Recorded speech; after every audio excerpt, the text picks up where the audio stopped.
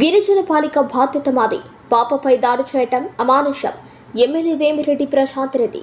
ఇటీవల ఇందుకూరుపేట మండలం కొడితిపాలెం ఎస్టీ కాలనీకి చెందిన ఓ గిరిజన బాలికపై పక్కింట్లో సెల్ ఫోన్ దొంగలించిందనే అనుమానంతో గరిటెతో కాల్చి బాతులు పెట్టిన విషయం తెలిసిందే.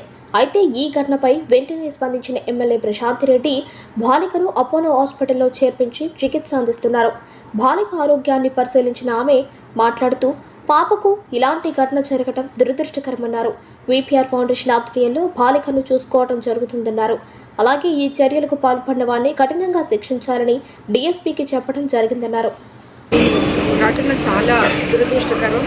అంత చిన్న పాప మీద అనవసరంగా నిందలు వేసి అది వాళ్ళ ఇంట్లో వాళ్ళు ఆ ఫోన్ పోయిన వాళ్ళు ఇద్దరు కలిసి ఆ మాత్రం అమానుషంగా కాల్చడం అనేది చాలా దురదృష్టకరం. ఇటువంటి సంఘటనలు అసలు జరగకూడదు.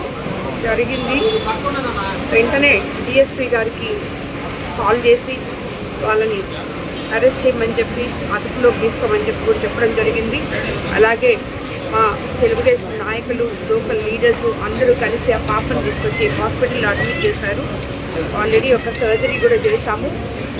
ఆ పాప సేఫ్గా ఉంది. తర్వాత కూడా ఆ పాపని మా కస్టడీలో ఉండేటట్టు ఎంపీ గారు వేమిరెడ్డి ప్రభాకర్ రెడ్డి గారు విపిఆర్ ఫౌండేషన్ తరఫున ఆ పాపకి హెల్ప్ చేస్తాము అని చెప్పడం జరిగింది.